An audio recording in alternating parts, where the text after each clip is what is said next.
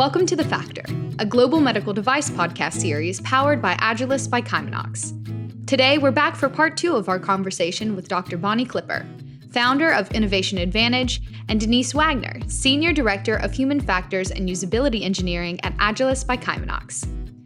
In part 1, Denise and Dr. Clipper discussed innovation in nursing and the potential transformation of healthcare through technology. Today, they continue the conversation, discussing the nursing shortage and how nursing is handled much differently outside of the United States. Here's Denise.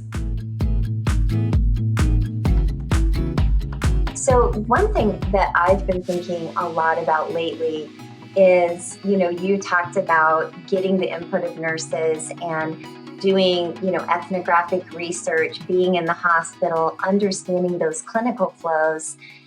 And, I've done some of this work in Europe and Australia and the US and in the UK. And one thing that I've thought about throughout my career is the lack of standardization of healthcare in the US can become a bit of a hurdle, right? So if you're a medical device manufacturer and you want to sell everywhere in the US, not just one hospital system, but, it's some kind of system or product, then you need to talk to a wide range of hospitals and nurses in hospitals and surgeons in hospitals and central processing within hospital systems because we lack that standardization. Would you agree with that, or is there more standardization than I'm aware of? I think you're spot on. I think, if I've been in healthcare for about 35 years, longer than sometimes I care to remember. When you think about it, for me, way back when I was a baby nurse in my first hospital, there was zero standardization because every physician did what they wanted. They had their own orders. You did it their way for Dr. X and Dr. Z and Dr. A and Dr. B. Everyone was different. Then we started to work, take baby steps and work towards order sets. And that brings us closer, yet there is a tremendous amount of variation still in order sets because you can cross out and delete and add and substitute and supplement and all of these things. And sometimes it's for very good reason, right? I'm not saying that we never want to move away from standardized processes because sometimes we absolutely need to customize care for patients. So I think that that's exactly right. Yet when you start to strip away a lot of what is customized, I think there's probably a base layer or a framework of things that could be standardized across everything, whether it's a post-op patient, a new admit for pneumonia, a stroke admit, whatever.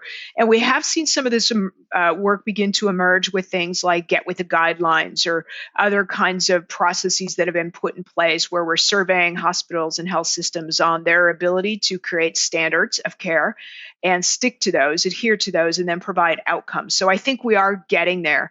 There still is a tremendous amount of variation. One of the areas that I see this is when I go into ORs, I can see how many custom packs they still have. So some organizations have done an incredibly great job of scaled back, and they have standard packs, and you can add a couple of different things if you're a surgeon in the OR, and some organizations still have a tremendous amount of custom packs. So that's just one little snapshot, but I do believe there's opportunity. I would even say within nursing, there's still a tremendous amount of opportunity. And one of the places that I see this is when I go start working with organizations around virtual nursing, there's a lot of interface that has to happen in the EHR because the nurse that's the virtual nurse is documenting almost simultaneous in the EHR patient record as the nurse who are the boots on the ground, the originating nurse. So we have to really get into the EHR and play with it. And almost no matter who the vendor is, whether it's Epic, Meditech, Cerner, there are, of course, out-of-the-box versions, and then there's a lot of deep customization. Almost every organization does a tremendous amount of customization. And again, I'm not arguing with the logic there. However, as we customize more and more, it makes it difficult to harvest data across the country because attributes, fields, everything looks different. So from a data hygiene perspective, an apple isn't an Apple, which might be a Granny Smith or a Macintosh or a Conzi, depending on what organization you're in. And that just requires a lot of effort later. Yeah, exactly. And I just, I can't imagine nurses and healthcare professionals that then, may leave one position and they go to the next. And now, even though they have all the education and all this great experience, now all different, maybe a different EHR system. And this company uses all different medical devices because they've relied on different suppliers, and constantly new tech is brought into hospitals.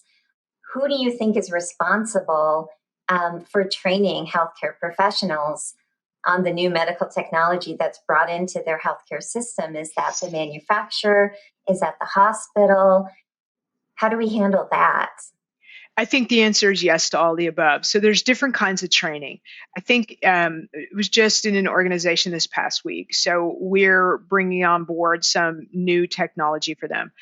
The company that produces the technology absolutely should have a training plan, training people, training program. That onus should be on them to show people how to safely utilize that equipment. Certainly, because I have experience as a chief nursing officer, I always want more versus less from vendors. So I would expect them to be on site. Zoom isn't always enough, right? We need people, depending on what this is, depending on how it interacts or touches a patient, depending on how much, honestly, we spent with the company. My expectations are I want people on site to help do handholding and teaching. That's important to understand the equipment, how to operate it safely, what it does, what it doesn't do, how do we clean it, how do we care for it. All of those things should come from the vendor. When it comes to the application of this product in terms of our workflows, how we're going to use it, where we see it to be of value, that's on the part of the hospital or the system, right?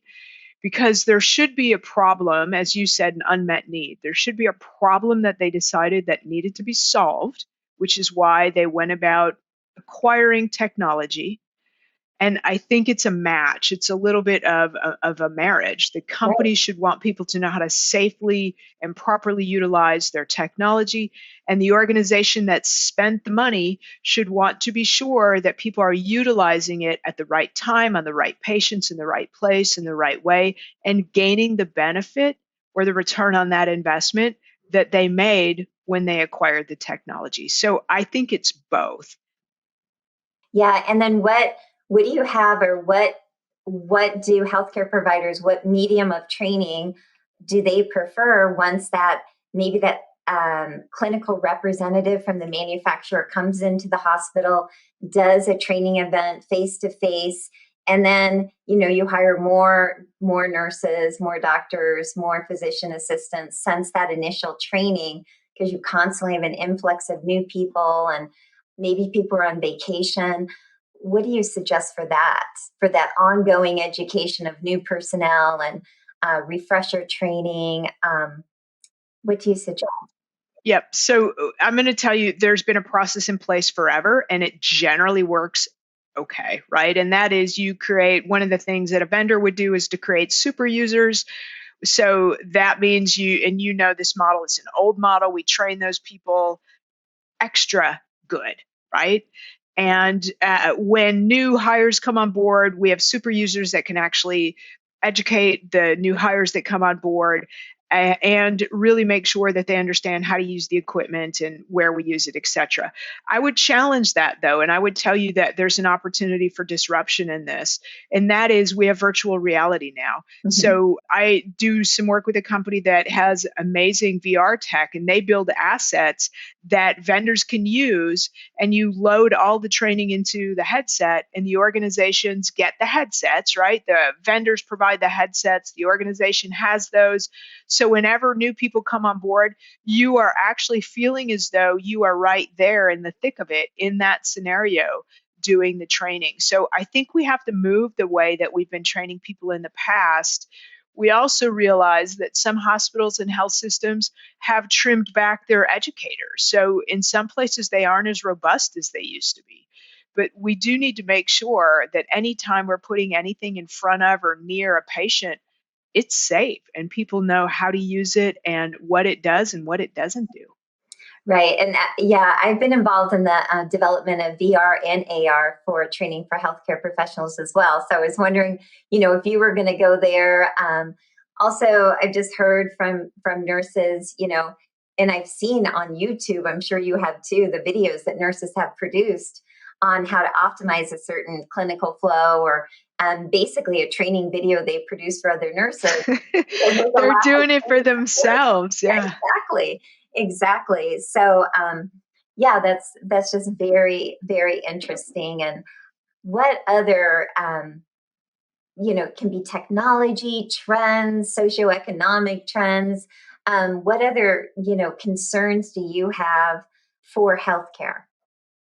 Say in the next decade, Well, I think we need to get our act together and figure out where we're going and what it's going to look like. It's going to look entirely different than it does today. We don't always have control over that, particularly when you think about the workforce. There are not and will not be enough nurses. It looks as though we're starting to see that same issue emerge with physicians. So if that's the case, we have to identify what technology we are going to work with and collaborate around the design of this technology so that it actually safely helps us, fewer of us, care for patients. And I see a tremendous opportunity to use not only augmented intelligence, but service robots, the telehealth and virtual care technology as a force multiplier. It's going to allow us to have the humans that have to be involved. We can't give away everything we do to technology. Technology can't apply critical thinking in the way that every patient is completely different. It can't help us with creativity, but it certainly can, help identify what are the top 10 or 20 resources or pieces of research that we need to read as we're building this new model, right? So it can help provide us with quite a bit. It can help us with outlines. It can help us do a tremendous amount of work. I think that's going to be very important. The other thing is that we are going to continue to see AI being built into everything that we do, whether it's diagnostics, therapeutics, EHR, and much of this from a caregiver perspective, particularly in the world of nursing. We have to go back and start educating people, middle school, high school, college, about what AI does for us and how it will assist us. We also have to be aware of the blind spots, the biases. The algorithms are only as good as the humans that built them. So we really need to have people understand that you just can't trust 100% of this stuff, right? It makes mistakes, it hallucinates, it has issues. So we have to have people in the workforce that understand that. Yes, we are going to have no choice but to lean very, very heavily into it and utilize it. So I have another concern. You've mentioned several times throughout the conversation that we've had today about the nursing shortage. And so one trend I wanted to get your thoughts on that I've noticed is that more and more care is being pushed to the home. More and more care is being pushed to the patient at home, maybe that patient's caregivers at home. And, that can be a very, very diverse population because we've spent a lot of time talking about technology, but those lay caregivers and those patients may have a sixth grade education, a high school education, a PhD. They may be a healthcare provider themselves. So, do you have any concerns about pushing more and more care to the patient and their caregivers? And how do we alleviate those concerns? So, first, let me flip that and reframe it for you. We are one of the only countries that does not use the family as caregivers. Okay, so I do some work in Europe, and in European cultures, in many Asian cultures, it is very common for the family to be the caregivers. Yep. You go to the physician, you go to the doctor when you're sick, they do something for you, and you come back home and the family cares for you.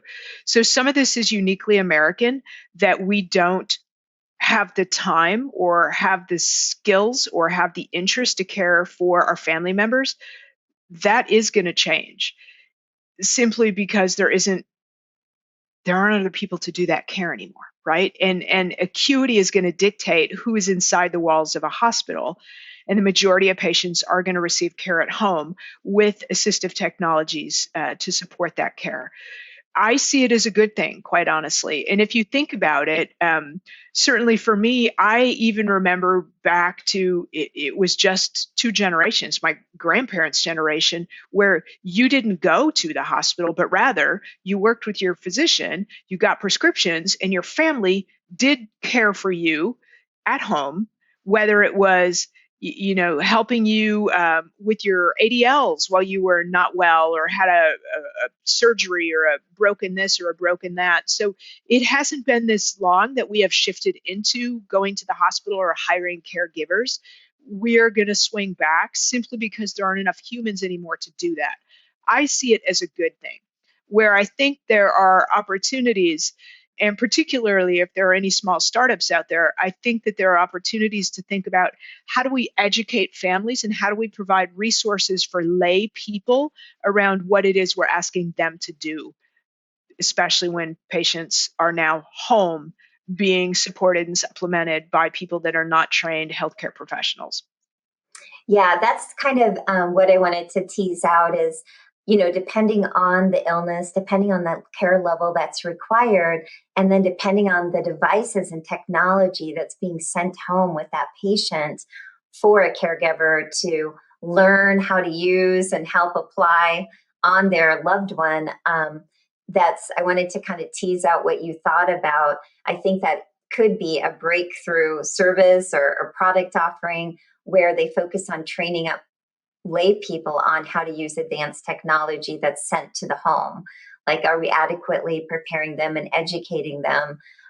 Because even, dialysis machines, wound therapy machines, all of these things are getting more and more complex in their design that we send home with people. Well, complex yet more simple. So home dialysis is a huge thing right now. Yes. Right. And there is a very appropriate patient population that can absolutely manage their dialysis at home now. Right. Rather than having to be transported to a care facility or to go Monday, Wednesday, and Friday to sit in their chair for 3 hours and then, miss that much work. Right. So absolutely, that makes all the sense in the world that with the appropriate patients, we push dialysis patient care home. I'm also going to give you something that's kind of a corollary in a backwards way. So if you think about it, if a patient has diabetes and they're doing their home glucometer checks, they're poking their finger, they're using their glucometer a couple times a day. When you come to the hospital, we pretend like you're not doing that on your own, and we stick your finger and we do your AccuCheck and we document it 3 or 4 times a day, right? The same thing is now happening with patients that have the digital glucometers, whether it's the Free Spirit or the Dexcom, some of the others. Literally at home, you're doing this. It is real-time tracking your blood glucose, adjustments to insulin if you take them through an insulin pump. Sometimes they're even Bluetooth together. But when you come in the hospital, we take all that independence away. Yes, I heard that on one of your podcasts, actually, one of your guests saying that she was injured and in the hospital. And all of a sudden, she could just imagine nurses being called to her room to do the things that she did for herself every day. Absolutely. So we create work for ourselves that we do not need to be doing. Now, I was in a very, very large organization that was working on changing not only their own internal policies about glucose monitoring for diabetic patients. The issue that they ran into is the regulatory body, CLIA, who basically said that lab values, particularly when you look at things like glucometers, have to be done by a lab that is validated, right? So some of this, and I'm not pretending I'm the expert here, but some of these things we have to tease apart and figure out if it's good enough for patients to monitor at home and care for themselves either through insulin or orally manage your diabetes or other ways, then what changes the minute they walk in a hospital that we take that away from them? So sure, we should know if they're taking insulin, how much and what kind. We also should understand the medications and perhaps be the ones that administer it. I don't know, maybe that needs to change too. But there are things that we pile on ourselves that we don't need to. So if we flip that and allowed patients to care for themselves in the ways that they already know how, there is a lot of that already going on in our communities, right? We have patients that are on home dialysis. We have patients that, millions and millions of patients that manage diabetes and insulin pumps every day. We have patients that manage peritoneal dialysis. We have patients that manage home infusions with the assistance of someone else. But we have to think about, how do we not take everything back over that we simply don't have the manpower, the workforce to support? So all of that, Denise, for me, says I think that patients receiving care in their homes makes a tremendous amount of sense with technology that can assure it's safe. Do we know what meds they're taking when they're taking them? There are programs that help us do that. Do we know what their needs are? Are there ways to tie in something like an emergency number or literally a call light in the patient home? There are systems that do that. We have the ability to utilize stethoscopes, blood pressure machines, scales, everything, literally otoscopes. I mean, we can do all of that digitally and have it fed back to a provider through the internet, through Wi-Fi, through cellular. We can use that. So we have to learn to adopt those kind of things, because we are going to see more patients being pushed home. Yeah, and so it's a more distributed care model. And as long as we have that assistive technology, maybe it also, frees up the healthcare providers for the more critical things that patients can't do at home. And then also gives them a little more, I think, ownership, right, over their recovery, over their disease management. Would you also agree with that?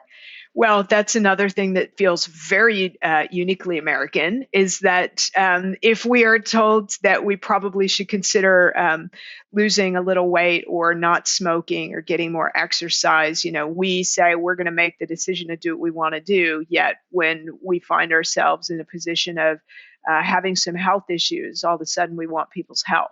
Right. So I think we're going to have to figure out what's the balance there. I don't know. I am not the expert in that space. You're really now talking a whole lot about more education starting at a very young age. You're talking about community health models that we have underinvested in for years. So I think there is a lot of opportunity to really look at longevity in a very different way, probably starting at birth. And certainly that's not my expertise, but I absolutely see more technology helping us with that. Yeah, and I think these are just more areas for startups to get involved in. And we've already seen kind of a proliferation of, I would say, behavioral management with apps, right? For quitting smoking, weight, maintaining your weight, right? All of those things to try to help move towards that healthy lifestyle to kind of prevent disease rather than so much focus on healthcare after disease onset. So, yeah, absolutely. So, any other topics that you want to touch upon, or anything before we close? I think the technology is going to continue to come at us at a very fast rate. So I would just encourage people, understand what technology is out there. That means it's incumbent upon us to do a lot of reading so that we're really up to date with what is coming. And, also that means the pros and cons of it, because it's probably at some point we're going to see it in our organization. So I do think that is going to be incredibly important.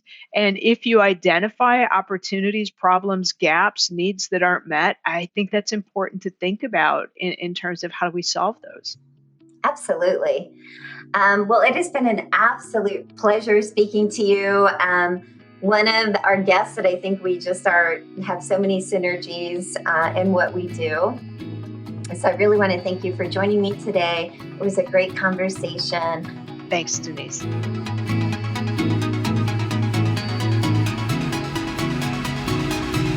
That was Denise Wagner and Dr. Bonnie Clipper. You can find Dr. Clipper at innovationadvantage.com, and from there, you can check out all of her books and find even more podcasts she's been on. Thank you so much for listening to or watching this episode. Please subscribe or follow this podcast in whatever app you're using right now, or follow Agilist by Kymanox on LinkedIn for all updates. This episode was edited and produced by Earfluence. We'll talk with you again soon on The Factor.